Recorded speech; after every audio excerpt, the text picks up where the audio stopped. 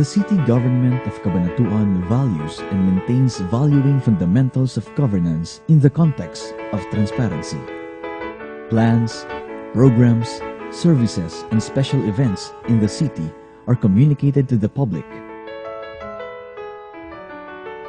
The city government maximized communication channels like bulletin boards, a public information office or desk, the print or broadcast media, a website, and public forum.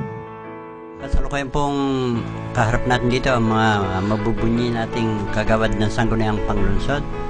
Ito po si Konsehal Lito Saclolo Jr., konsehal po ng Lungsod ng Cabanatuan. Magandang umaga po. Jay Ilagan po ito. Ako po si Konsehal Mario Siping. Ang inyong lingkod po, Konsehal Proy Balino. Si Konsehal Silito Bunsuroque. Inyong lingkod, si Konsehal Ariel Gamboa Severino. Ito po ang inyong lingkod na si Konsehal John Del Rosario. Konsehal Piwi Mendoza po.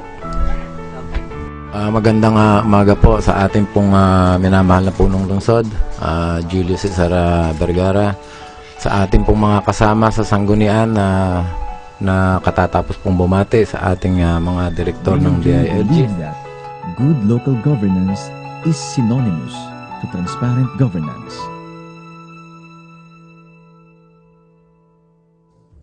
Mayor J pushed for the development of city's official website with the domain name www.cabanatuancity.gov.ph that presents everything one needs to know about Cabanatuan.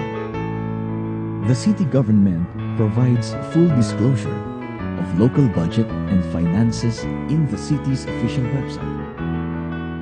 The city government is transparent in the procurement process and in the implementation of procurement contracts through wide dissemination of bid opportunities and participation of non-government organizations. The city government ensures competitiveness by extending equal opportunity to enable private contracting parties who are eligible and qualified to participate in public bidding. The following process is strictly observed. Advertise and post invitation to bid. Conduct pre-procurement and pre-bid conferences. Determine the eligibility of prospective bidders. Receive bids. Conduct the evaluation of bids. Undertake post-qualification proceedings. Recommend award of contracts. The city government posted back resolution declaring and recommending approval for bids, and public offerings are not only posted in conspicuous places within public buildings in the locality or in print media, but also being uploaded in the website.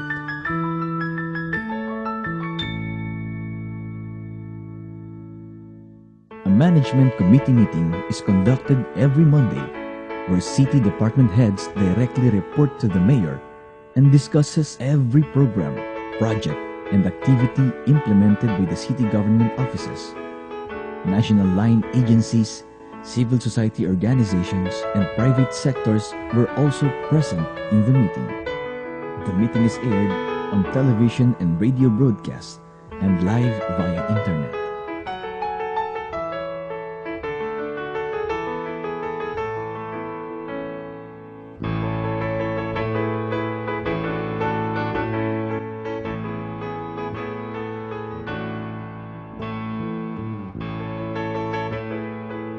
Economic enterprise po.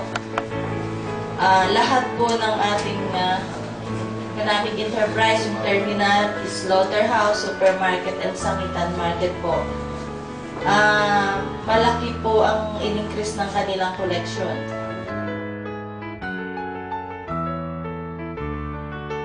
A short messaging system or SMS is also being utilized through TextJ, where messages from the public are read on air, where issues, needs, problems, and concerns of the constituents are acted upon immediately.